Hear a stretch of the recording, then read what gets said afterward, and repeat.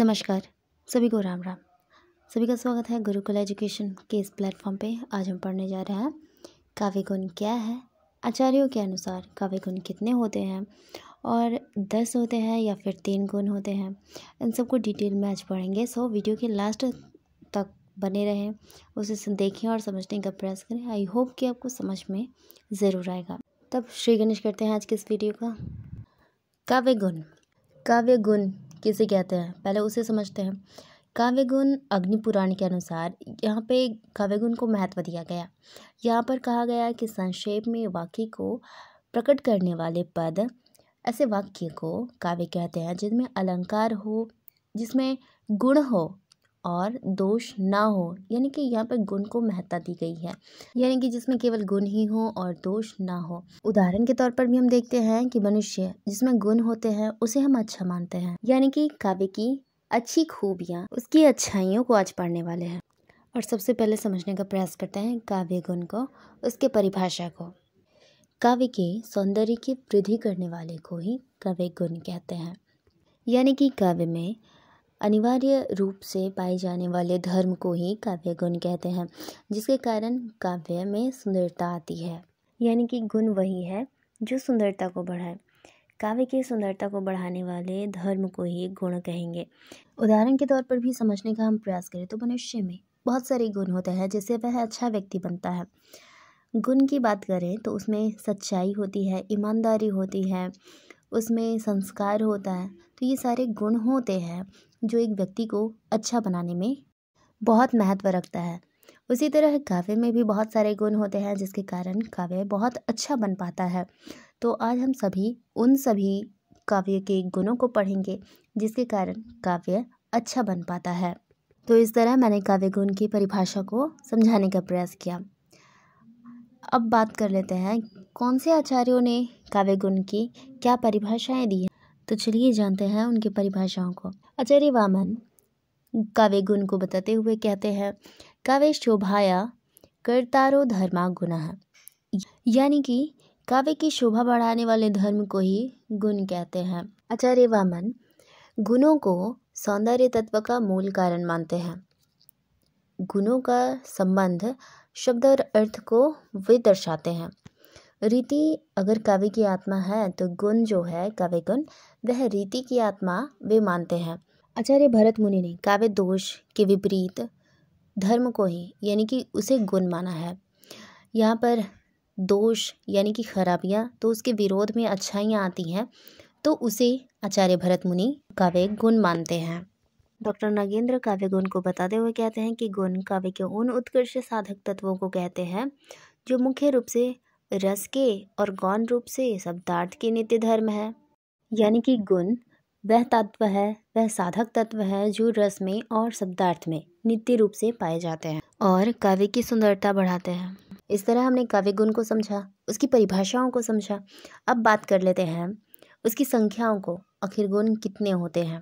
क्या सबसे पहले आचार्य भरत मुनि काव्य गुण की संख्या 10 बताते हैं। उनके अनुसार श्लेष, प्रसाद, समता, समाधि, माधुर्य, मौज, पद, सौकुमार्यम, अर्थस्य च व्यक्तिरुदारता च कांतिश्च काव्यस्य गुणाः दर्शयते।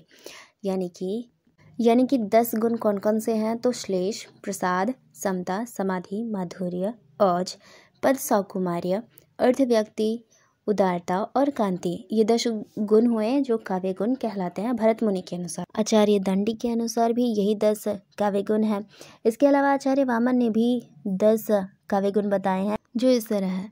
वे कहते हैं ओजः, प्रसाद, श्लेष, समता, समाधि, माधुर्य, सौकुमार्यो, उदारतार्थ, व्यक्ति, कांतयो, गुणः। यानी कि ओज, प्रसाद, श्लेष, समता, समाधि, माधुर्य, सौकुमार्य, उदारता, अर्थ, व्यक्ति और कांति।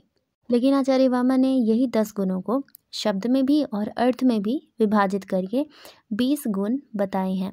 जो मूलतः यही 10 गुण है उसे अर्थ और शब्द दोनों भागों में बांट दिया गया है और यही 10 शब्द गुण और 10 अर्थ गुण को जोड़कर 20 गुणों की संख्या यहाँ बताई गई है। लेकिन यहाँ पर मुख्यतः जो गुण है वह 10 ही है इसे शब्द और अर्थ में विभाजित किया गया है और वह 20 हो जाता है। तो इस तरह मुख्यतः इनके भी विचार से 10 गुण ही माने जाएंगे जो शब्द और अर्थ में विभाजित हो जाते हैं। आगे बढ़ते हैं, अन्य आचार्यों के अनुसार देखते हैं। तो आचार्य मम्मट यहाँ पर 3 ही काव्य गुण बताते हैं। पहला हो गया प्रसाद, दूसरा ओज और तीसरा माधुर्य। इसके अलावा आचार्य भोजराज 24 बताते हैं, जयदेव 8 बताते हैं। इस तरह बहुत सारे आचार्यों ने बहुत सारी अपनी अपनी मान्यताओं के अनुसार काव्य गुण बताए हैं। इसके अलावा सभी आचार्यों ने प्रायः 10 ही गुणों की चर्चा की है, इसलिए हमें 10 गुणों को ही पढ़ना होगा। इसमें माधुर्य, ओज, प्रसाद, श्लेष, समता, सुकुमारता, अर्थ व्यक्ति, उदारता, कांति और समाधि। जैसा कि हम सभी हायर क्लास में हैं तो हमें इतनी जानकारी तो काव्य की रखनी ही चाहिए।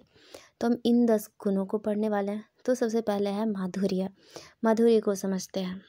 जिस गुण से अंतःकरण यानी कि हृदय आनंद से खुश हो जाता है, अप्लावित हो जाता है, उस गुण को ही माधुर्य गुण कहते हैं। आचार्य वामन ने माधुर्य गुण में श्रृंगार रस को महत्व दिया है। उन्होंने श्रृंगार रस को विशेषता के रूप में देखा है माधुर्य गुण के। माधुर्य गुण जब भी हम पढ़ते हैं, माधुर्य गुण के लेकर कविताएं, तो उसमें श्रृंगार की भावना आती है। श्रुति मधुरता, आर्द्रता, भावमयता, ये सारी विशेषताएं माधुर्य के हैं। तो ये जो जिस भी कविता में ये सारे गुण दिखें, ये सारी विशेषताएं दिखें, वह माधुर्य गुण हमें समझ लेना चाहिए। उसके उदाहरण के रूप में हम देखें तो इस तरह हम उदाहरण लेते हैं।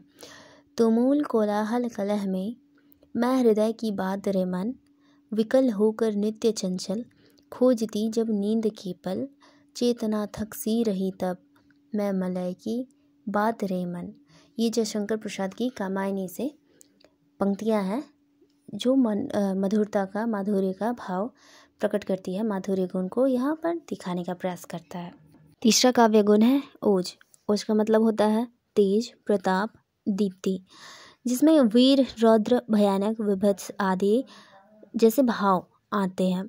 इनके पढ़ने से यानी कि ये जो भाव होते हैं ओज, उससे मन में जोश, वीरता, उल्लास के भाव आते हैं और ऐसे काव्य को ही हम ओजपूर्ण काव्य कहते हैं। यदि इसे हम समझने का प्रयास करें उदाहरण से, तो झांसी की रानी बहुत अच्छी विशेषता है इसकी। तो इसके उदाहरण इस प्रकार है। लक्ष्मी थी या दुर्गा थी, वह स्वयं वीरता की अवतार, देख मराठे पुलकित होते उसकी तलवारों के वार, नकली युद्ध व्यूह की रचना और खेलना खूब शिकार, सैन्य घेरना, दुर्ग तोड़ना, ये थे उसके प्रिय खिलवाड़। तो ये जो कविता है वह है ओज की कविता है। ओज की पूरी विशेषताएं इसमें आती हैं। तो इस तरह वीरता की, इस तरह की भावनाएं हमारे अंतर्मन में आए तो हमें समझना चाहिए कि वह काव्य ओजपूर्ण काव्य है, यानी कि काव्य में ओज गुण दिखाई पड़ता है। तीसरा काव्य गुण है प्रसाद गुण। प्रसाद यानी कि प्रसन्नता, यानी कि काव्य में जो भी बातें कही गई हैं वह हम तक पहुंच रही हैं, हम उसे समझ रहे हैं, तो काव्य को पढ़कर प्रसन्नता होती है, खुशी होती है ऐसे काव्य को पढ़कर। इस गुण में अर्थ को जानकर हम सुखी अनुभव करते हैं, यानी कि काव्य में ऐसे सरलता और सहजता के भाव हों जिससे हम काव्य को अच्छे से समझ पाएं। इसके कुछ उदाहरण हम देखते हैं केदारनाथ अग्रवाल के इन पंक्तियों में। उनका कविता है, मांझी न बजाओ बंसी, मेरा मन डोलता, मेरा मन डोलता है जैसे जल डोलता, जल का जहाज जैसे पल पल डोलता, मांझी न बजाओ बंसी, मेरा प्रण टूटता, मेरा प्रण टूटता है जैसे तृण टूटता, तृण का निवास जैसे बन बन टूटता। इसका भाव जो है काव्य के माध्यम से जो कवि कहना चाहते हैं वह हम तक आसानी से पहुंच पा रही है। ज़्यादा कुछ टेढ़ा मेढ़ा लिखा नहीं गया है, बहुत आसानी से और सरलता से लिखा गया है, तो हम तक ये भाव पहुंच रहा है। तो यही जो भाव है हम तक पहुंचती है वह प्रसाद गुण के अंतर्गत हम समझ पाते हैं। इस गुण के अंतर्गत काव्य जो होते हैं बहुत सरल तरीके से लिखे जाते हैं, जो पाठकों को आसानी से समझ में आ जाए। कुछ ज़्यादा टेढ़ा मेढ़ा लिखने का इसमें प्रयास नहीं किया जाता है। काव्य में बहुत आसानी भाषा में इसे लिखा जाता है, आसान भाव रहते हैं उसमें, जिसके कारण पाठक हम भी बहुत अच्छे से समझ पाते हैं। जो काव्य हमें पढ़ते ही समझ आ जाए, आसानी से समझ में आ जाए, सरल भाव में लिखे गए हों, वह प्रसाद गुण के अंतर्गत हमें उसे रखना चाहिए। चौथा काव्य गुण है श्लेष गुण। इसका अभिप्राय है अनेक शब्दों में, अनेक अर्थों में या वर्णों का एक में संगठन होना। यह गुण जहाँ पर भी होता है श्लेष गुण, वहाँ पर उसके होने से बहुत से पद एक पद के समान प्रतीत होते हैं, यानी कि बहुत सारे पद मिलकर एक बात बताने का हमें प्रयास करते हैं, एक भाव बताने का प्रयास करते हैं। आचार्य आनंदवर्धन और आचार्य मम्मट ने इसे पृथक गुण नहीं माना है, लेकिन इसे ओज के अंतर्गत ही इसे शामिल किया। लेकिन हिंदी आचार्य भिखारीदास और देव ने इस गुण को महत्ता दिया है। वहीं कुछ उदाहरणों के साथ हम समझने का अगर प्रयास करें श्लेष गुण को, तो सूर्यकांत त्रिपाठी निराला जी का तुम और मैं नामक कविता है, उसमें हम अच्छे से समझ सकते हैं। जैसी कविता है, तुम प्राण और मैं काया, तुम शुद्ध सच्चिदानंद ब्रह्म, मैं मनमोहिनी माया। यहाँ पर एक पद को बताने के लिए बहुत सारे पदों का प्रयोग हुआ है, जैसे कि ब्रह्म को बताने के लिए प्राण, शुद्ध सच्चिदानंद का प्रयोग हुआ, वहीं माया को बताने के लिए काया का प्रयोग और मनमोहिनी का प्रयोग हुआ है।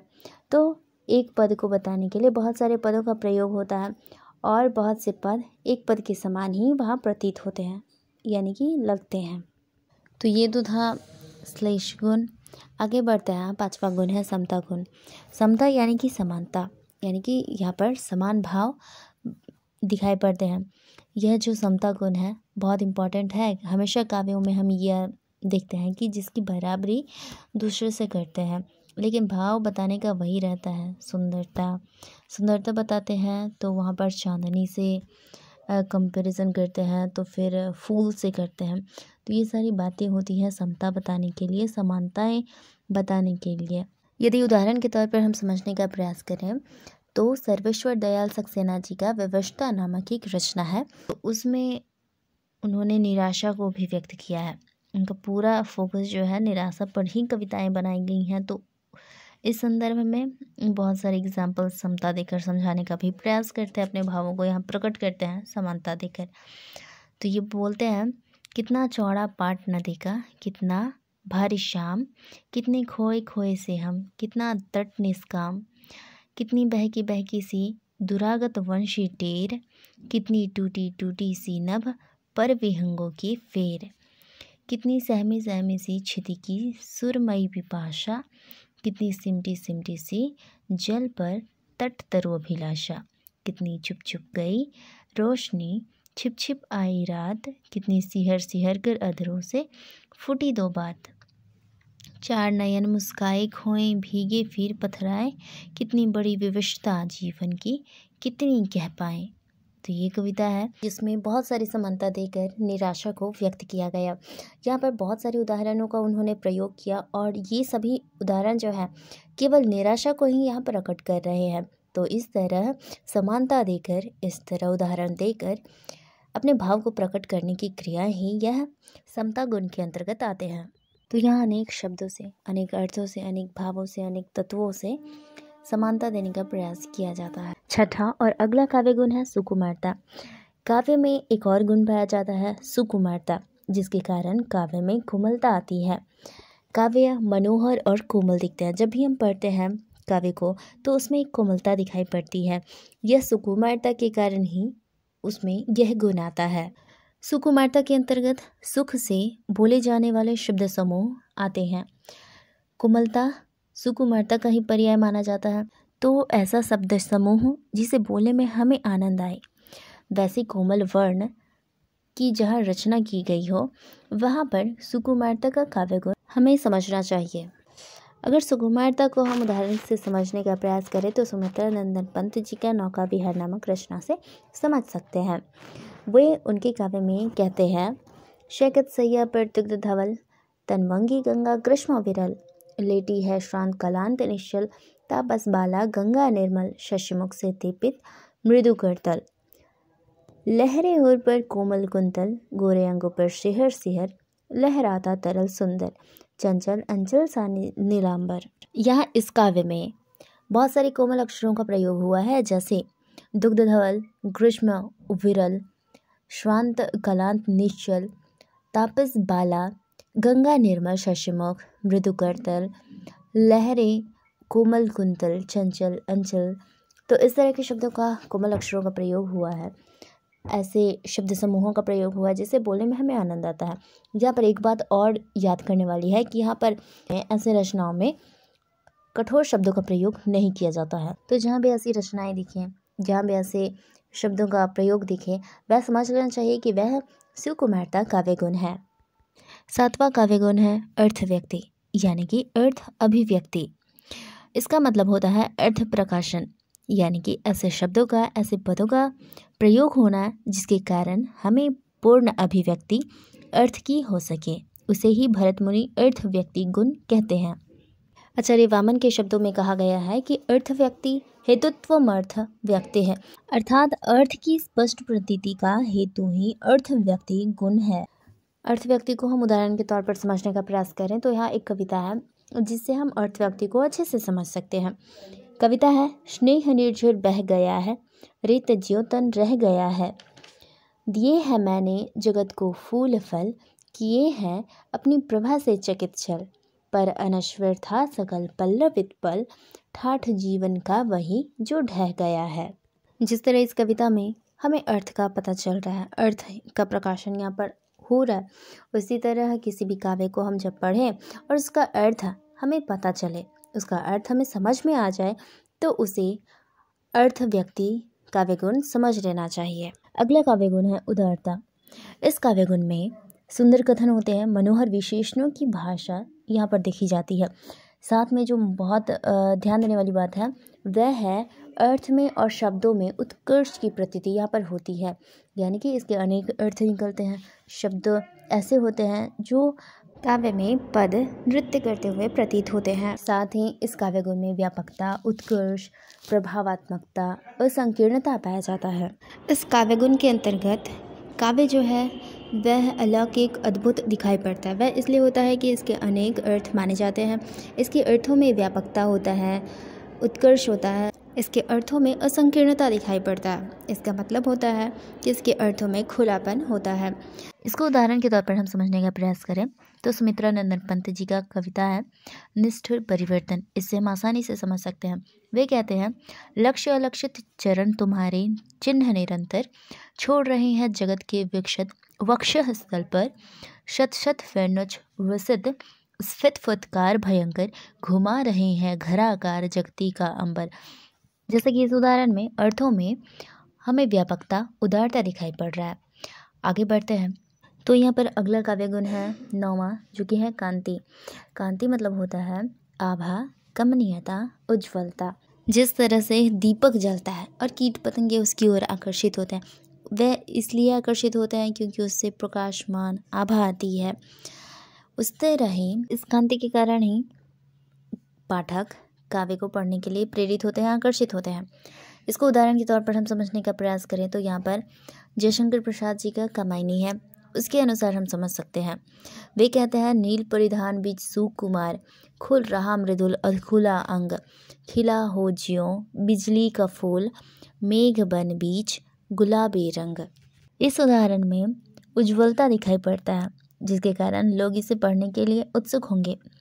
और यही उत्सुकता जो है, उज्ज्वलता है, कांति जो इस काव्य से आ रही है, उसके कारण लोग इसको पढ़ने के लिए आकर्षित होता है। और यही जो काव्य का गुण होता है वह कांति काव्य गुण कहलाता है।